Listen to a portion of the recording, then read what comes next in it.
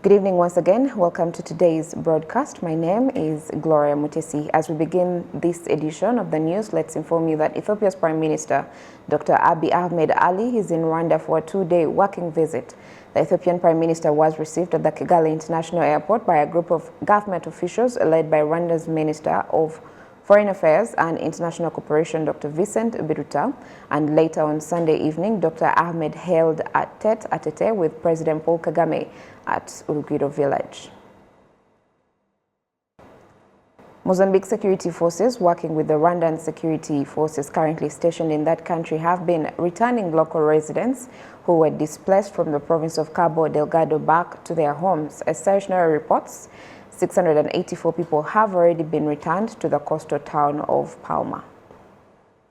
The operation began at the Koitenda camp with its more than 10,000 internally displaced persons, and similar activities are also being seen in other camps. Earlier this month, the people of Cabo Delgado told us that the arrival of Rwandan security forces gave them confidence that peace would return to their province soon. Lakini tangia mmekuja nyinyi mnaonyesha mafunzo yenu kwamba ni yako sahihi. Ever since you came here, you have shown that you are adequately trained to deal with terrorism, and we commend all you are doing as Rwanda's security forces. We also thank your President, His Excellency Paul Kagame, because of the way he came to our rescue, sending his forces. It shows that there is unity in Africa, with one country helping another, and for that we thank him very much. Moja kwenda nyingine. Kwa vile tunatoa shukrani zetu sana za dhati. Kazi sisi baada ya kusikia wamekuja majeshi wa Rwanda. After we heard that Rwandan forces were on the way, before they had even arrived, we started celebrating. We sleep soundly now, while they go out into the bush, and now we are no longer awakened by the sound of gunfire, and we no longer hear of the terrorists. Bunduki zile zipigwi, magaidi wale atuwasikii wameingia hapa Malikaza tujasikia. Yani mimi kwa tendo la kufika To me, the arrival of Rwandan security forces is something to be very grateful for, because we now sleep at night and are no longer scared. We are now at ease since they arrived and started working with Mozambique's armed defense forces. We are very grateful that they came. I thank the Rwandan security forces for the sacrifices they have made, leaving their own country to come here and help us in our hour of need. They certainly have my respect, having supported us in every way, fighting alongside our own soldiers in the bush and allowing us to go about our daily activities and try and make a living. The head of the camp has gone on record to thank the Rwandan security forces for coming to the aid of the people of the province, saying it is an indication of the unity of Africans. 684 people have already been returned to the coastal town of Palma, taken in armed convoys over a distance of 18 kilometers from the camp to the town, provided by Rwandan and Mozambican security forces. In the town itself, patrols have continued to ensure that they are safe. Up to 826,000 people in Cabo Delgado were displaced when terrorists first started their operations in the province back in 2017. Coming back here to Rwanda, residents who have not been relocated from the first and second Kangondo settlements are urging the city of Kigali to expedite the evacuation process, as their livelihoods are at risk and they are facing insecurity. The first and second Kangondo settlements in Nyautera Masel in Gasabo district were commonly known for chaotic housing. However, the government later decided to relocate those that were willing to move. Those that remained behind said that they wanted to first closely monitor the livelihood of the ones that had been relocated to the modern settlement in Busanza, which they ascertained was a decent life. This led to some of them applying to be relocated too, and are now asking what is taking so long to be relocated. The first phase was completed, same as the second one too. Others were relocated on Sunday. When I went to ask, they said I would be among the other phase. We are asking that they give us houses too. We stay by the water. When it rains, it fills up quickly and can easily destroy the house. It would be helpful if we are relocated, especially us with children. We wish that we get houses very soon. Those that have already been resettled in the modern village in Busanza Kicukiro district are grateful that they no longer live in a place that put their lives at risk. Where we used to live was not in good condition at all. Here I can eat and sleep in peace. I am glad I moved away from the chaos and I was given a good house, and that's why I'm calling upon others to join us. I thank President Kagame that gave us these houses. The Vice Mayor in charge of urbanization and infrastructure in the city of Kigali has announced that there's now going to be another phase of relocations with more than 800 families, and that by the end of 2021, all the people will have been relocated. The project is now more than 73% complete, and there are some blocks that are 90% complete. We are working day and night every day. We are working faster so that they will spend Christmas in their new house. More than 1,260 families are expected to be resettled in Busanza. 23 houses that are already full are accommodating the first phase of 420 families, and the 19 houses that are yet to be complete will accommodate 840 families. Economic analysts agree with the public that there's need for people to utilize the opportunities in rural areas, and that this will help in reducing rural to urban migration, hence increasing the development rate in urban areas from 18.4% to 35% as envisioned. Jane Mutoni now reports. Usabwera Eme migrated from Karongi district in the western province to Kigali city, looking for greener pastures, saying there are more opportunities in Kigali than back home. I migrated to Kigali because there are more job opportunities and a better life in the city than back home. Plus, Kigali city is way more developed.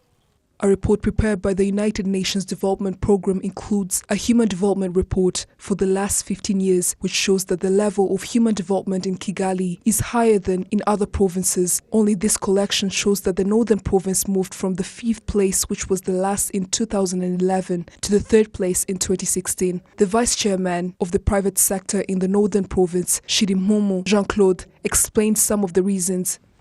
It was due to the good produce of Irish potatoes in Musanze and Burera districts in the northern province, as well as fruits and cash crops such as tea. So we had enough produce to feed us and supply markets. We also have good infrastructure like our road. Members of the private sector in that province say that the fact that the government has invested heavily in various infrastructure activities, it has encouraged them to invest in their region as well. We have a private company called Gicumbi Investment Company with an aim to establish a big commercial building in the city of Gicumbi district. We've already bought the land on which it will be constructed on, and currently a visibility study is being carried out, and we are looking at in few months the construction will have begun. A report by the United Nations Development Programme released in August this year shows that human development in Kigali has been increasing since the year of 2010 to 2017. An economist and a lecturer at the University of Kigali, Dr Claude, explained how this development can be leveled or be on the same rate in all provinces.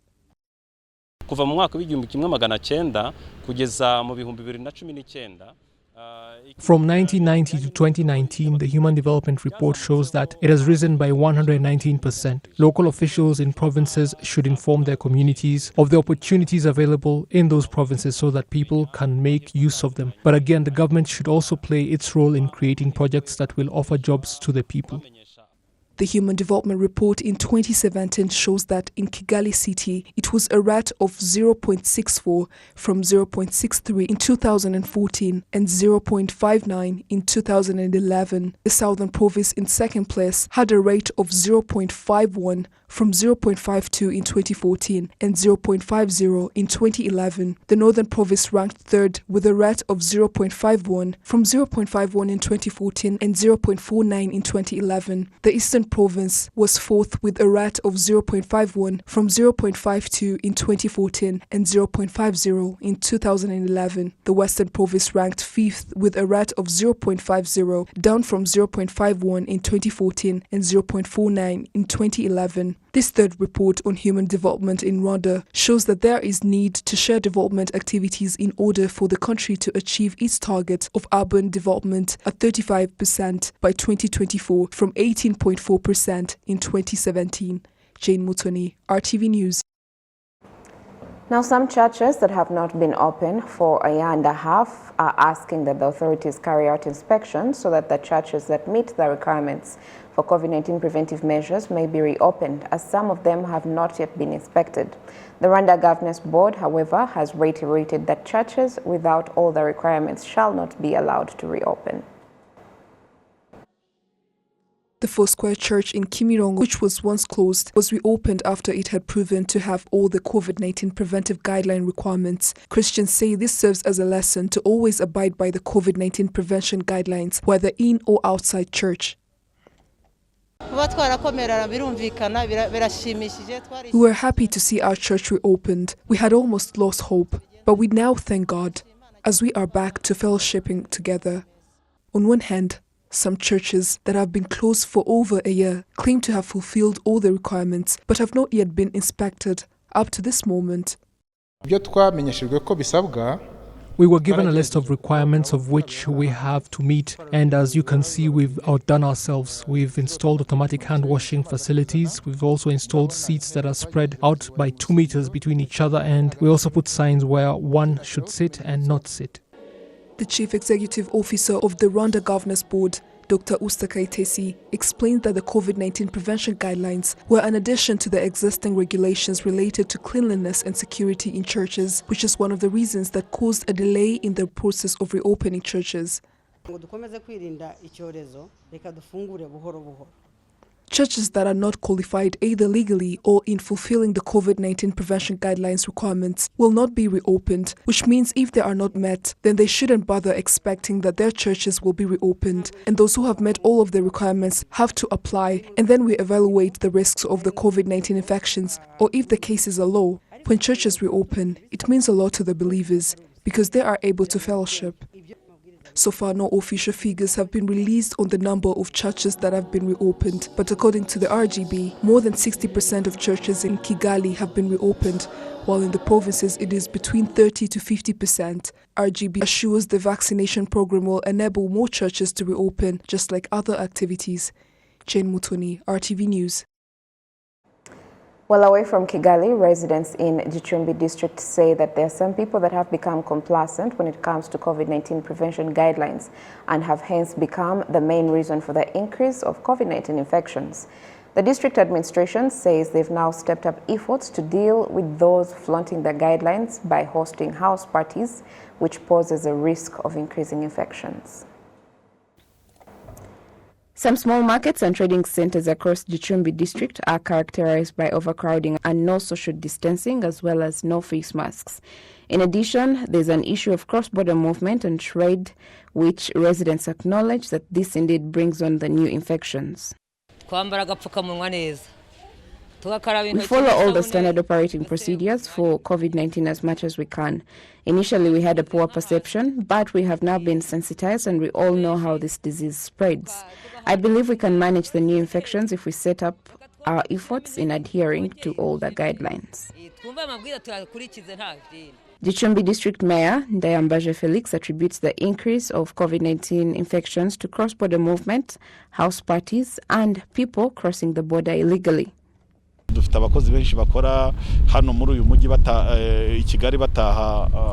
main reason is a lot of movement because of the connection to other districts, such as people that work in Kigali and come home to Gicumbi, and markets where different people meet. The other issue is the challenge of people that host parties in their homes. We also have an issue of drug smugglers around the sectors near the border. People can smuggle local brew and pass by a local bar, risking to infect others.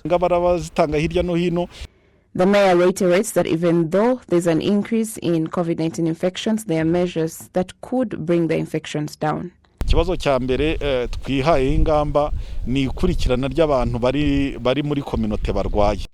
We have vowed to follow up on the COVID-19 patients who are under home-based care and monitor who visits them. And we are ensuring that the cell leaders know where exactly these parties are hosted and follow up on them. Figures released by the Ministry of Health show that COVID-19 infections in Gicumbi district in the last 5 days have been high. Now, sports fans in Rwanda note that the ongoing FIBA AfroBasket 2021 championship here in Kigali gives hope that other sporting activities at different venues may soon resume and that people will still be able to protect themselves from COVID-19 while watching their favorite teams play. The competition has drawn fans from far and wide to the Kigali arena, and anyone going to see the games must respect the COVID-19 measures in place. In trying to comply with the COVID rules, because COVID is actually a real thing and it's actually spreading well. So we need to actually contain the virus by coming together, by abiding by the rules, by taking the test and social distancing. And everyone here in Rwanda generally seems to be law-abiding since I arrived. And it's been a fantastic. For months now, sports fans here in Rwanda have been patiently waiting to be able to return to venues like football stadiums and enjoy watching their favorite teams playing. But it is not something the authorities will agree to lightly. We have been coordinating with different sports federations to formulate measures that will allow people back into stadiums, and they will include that all attending such games must be vaccinated and have taken a COVID-19 test within at least 48 hours of the date of the match. But that does not mean that other regular measures will not apply.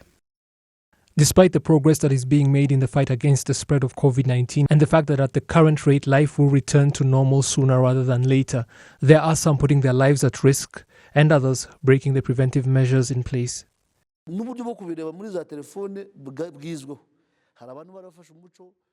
Authorities now look at those test confirmation SMSs and movement clearances far more closely because there are some people that share them among themselves, forwarding them to others and even composing them themselves and sending them to their own numbers in attempts to make them look legitimate. Anyone caught doing that is not just sent to the stadium because they have committed a crime of forgery. That is punishable by more than 5 years in prison.